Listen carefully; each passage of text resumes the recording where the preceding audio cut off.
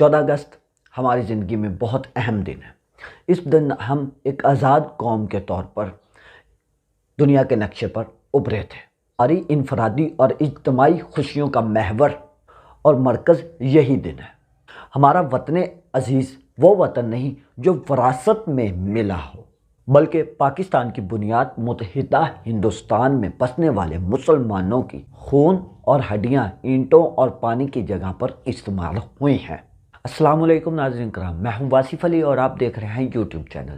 ناظرین کرام، آج ہم بات کریں گے 14 اگست کے حوالے سے کچھ۔ تو آپ سے گزارش ہے، اگر آپ نے میرے چینل کو سبسکرائب نہیں کیا تو آپ میرے چینل کو سبسکرائب ضرور کریں تاکہ میری نیو آنے والی اپڈیٹس آپ تک بروقت پہنچ سکیں۔ تو چلیے ناظرین کرام، اس ویڈیو کو بھی ہم سٹارٹ کرتے ہیں۔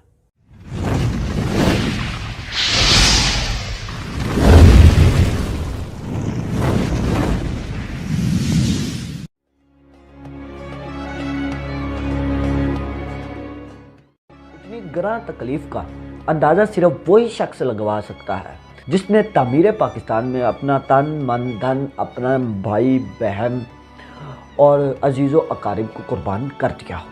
پاکستان یوں ہی حاصل نہیں ہوا تھا، بلکہ اس کو حاصل کرنے کے لیے لاکھوں مسلمانوں نے جام شہادت نوش کیا تھا۔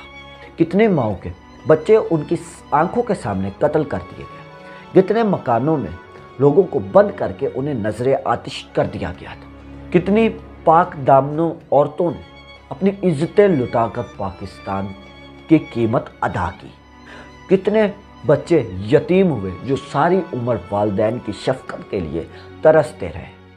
ناظرین کرام، ملک کے قیام کے پیچھے ہزاروں لرزہ خیز داستانیں دفن ہیں۔ آج کی کہانی محمد رضوان پر منحصر کرتی ہے، جن کا خاندان بھی تحریک پاکستان کے وقت ہندوستان سے پاکستان کی طرف ہجرت کر کے آیا تھا۔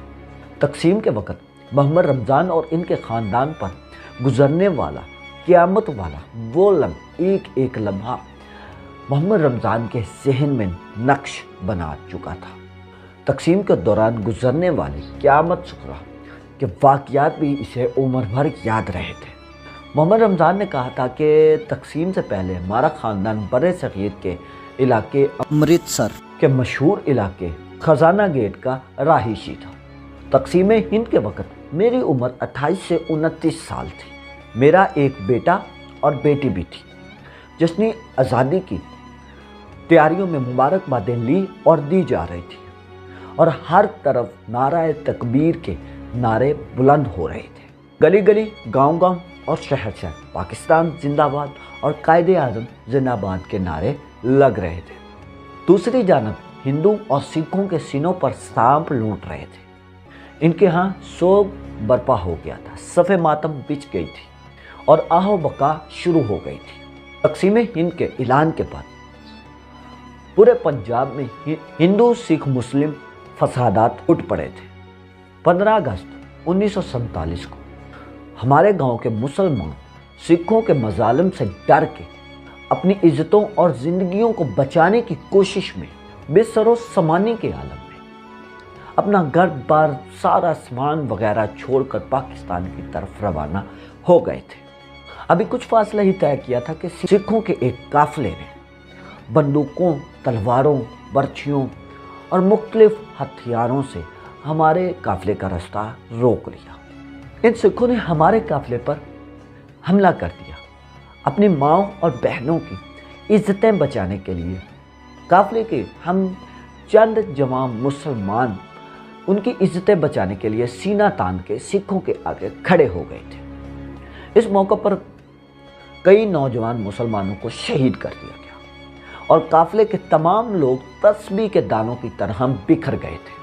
ہر طرف بربریت کا راج تھا اور مجھ سمیت ہزاروں لوگ اپنے عزیز و اقارب سے بچھڑ چکے تھے۔ یہ تقریباً آدھا میل لمبا فاصلہ تھا اور اس قافلے میں 500 سے زیادہ مسلمان شریک ہوئے تھے، اور اس قافلے میں میرے خاندان کے ہی 16 افراد تھے۔ درندہ نما سکھوں کا گروہ قافلے کی کئی عورتوں کو اٹھا کر لے گیا تھا۔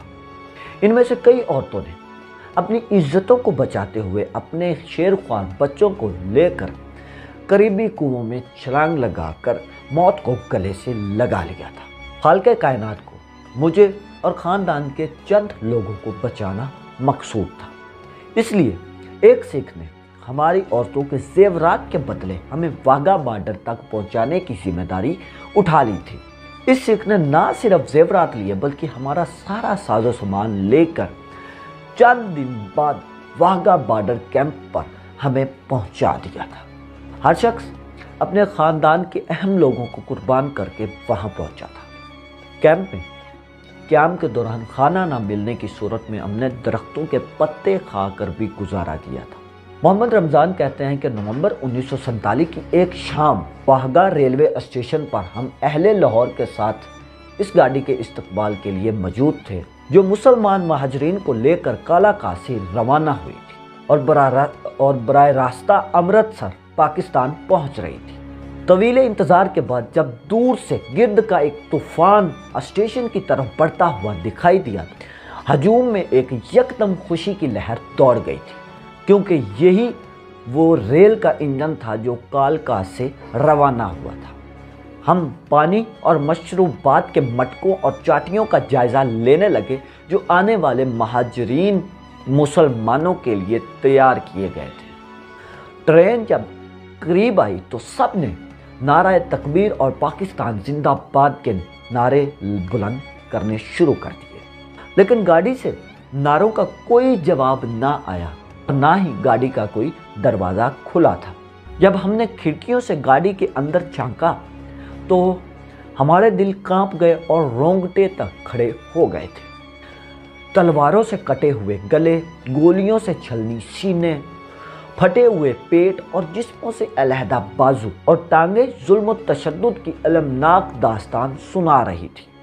ہم نے گاڑی کے ڈبوں کو تقسیم کیا اور ہم نوجوان مسلمانوں نے خون میں لت پت ان لاشوں کو آگ دیدہ آنکھوں سے گاڑی سے نیچے اتارا تھا اور اس کے بعد 20 شہیدوں کو ایک ہی قبر میں دفن کیا گیا تھا۔ اس سے زیادہ ظالم اور درندگی کی مثال تاریخ میں کوئی اور نہیں ملتی۔ تو ناظرین کرام، آج کی یہ معلوماتی ویڈیو آپ کو کیسی لگی؟ آپ کمنٹ سیکشن میں ضرور بتائیے گا۔ پوری ویڈیو دیکھنے کے لیے آپ کا بہت بہت شکریہ۔ اگر کسی بھی دوست نے میرے چینل کو سبسکرائب نہیں کیا تو وہ میرے چینل کو سبسکرائب ضرور کرے تاکہ میری نیو آنے والی ویڈیو آپ تک پہنچ سکے۔ ملتے ہیں کسی نیو ویڈیو میں، تب تک کے لیے آپ اپنا اور اپنے اس چینل کا خیال رکھیں۔ اللہ حافظ۔